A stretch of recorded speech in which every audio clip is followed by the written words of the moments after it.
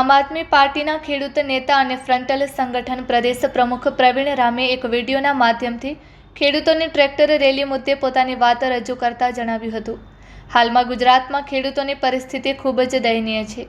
એક તો કુદરત ખેડૂતો પર રૂઠે છે અને બીજી બાજુ સરકારો પણ ખેડૂતો પર રૂઠે છે. બિયારણના ભાવ, ખાતરના ભાવ સહિત તમામ જગ્યાએ અત્યારે ખેડૂતોએ અનેક પ્રકારના પડકારોનો સામનો કરવો પડે છે. વધુમાં ખાનગી કંપનીઓ ખેડૂતના ખેતરમાં પોતાના થાંભલા નાખી જાય, બળજબરી કરે, અત્યાચાર કરે અને એમાં પણ પોલીસનું પ્રોટેક્શન લઈને ખેડૂતોના પરિવારો પર અત્યાચાર થાય છે.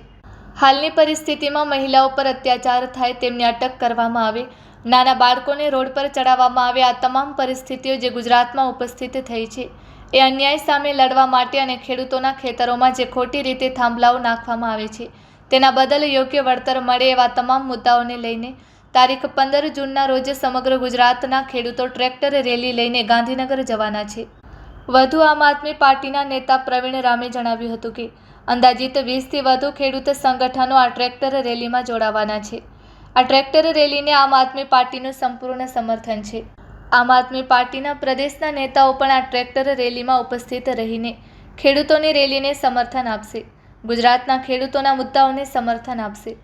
ગુજરાતના ખેડૂતોના મુદ્દાઓ જ્યાં સુધી પૂર્ણ નહીં થાય ત્યાં સુધી આમ આદમી પાર્ટી ખેડૂતોની સાથે ઊભા રહીને ખભે ખભો મિલાવીને ખેડૂતો માટે લડત લડવાનું કામ કરશે.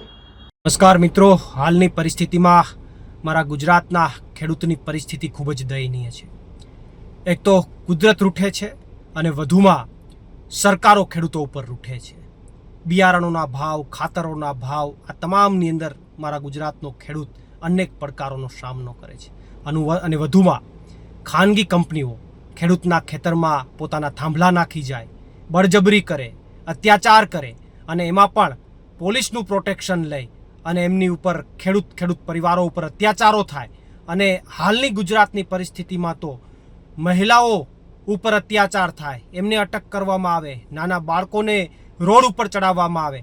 આ તમામ પરિસ્થિતિઓ જે પણ અત્યારે ગુજરાતમાં ઊભી થઈ છે એ અન્યાયની સામે લડવા માટે અને જે કંઈ પણ ખેડૂતના ખેતરમાં ખોટી રીતે થાંભલાઓ નાખવામાં આવે છે એનું યોગ્ય વળતર મળે, આ તમામ મુદ્દાઓને લઈને આવતીકાલે મારા ગુજરાતના ખેડૂતો એક વિશાળ ટ્રેક્ટર રેલી સાથે ગાંધીનગર જવાના છે. અંદાજિત 20થી વધારે ખેડૂત સંગઠનો આ ટ્રેક્ટર રેલીમાં જોડાવાના છે. ત્યારે આ ટ્રેક્ટર રેલીને આમ આદમી પાર્ટીનું સંપૂર્ણ સમર્થન છે અને આમ આદમી પાર્ટીના પ્રદેશના નેતાઓ પણ આ ટ્રેક્ટર રેલીમાં ઉપસ્થિત રહી અને ગુજરાતના આ ખેડૂતોની જે ટ્રેક્ટર રેલી છે એને સમર્થન આપશે, ગુજરાતના ખેડૂતોના મુદ્દાઓને સમર્થન આપશે અને ગુજરાતના ખેડૂતોના મુદ્દાઓ જ્યાં સુધી પૂર્ણ નહીં થાય ત્યાં સુધી આમ આદમી પાર્ટી એમની સાથે ઊભી રહી અને ખંભેથી ખંભો મિલાવી અને ખેડૂતો માટે લડવાનું કામ કરશે. પ્રવીણ રામ, પ્રદેશ ફ્રન્ટલ અધ્યક્ષ, આમ આદમી પાર્ટી.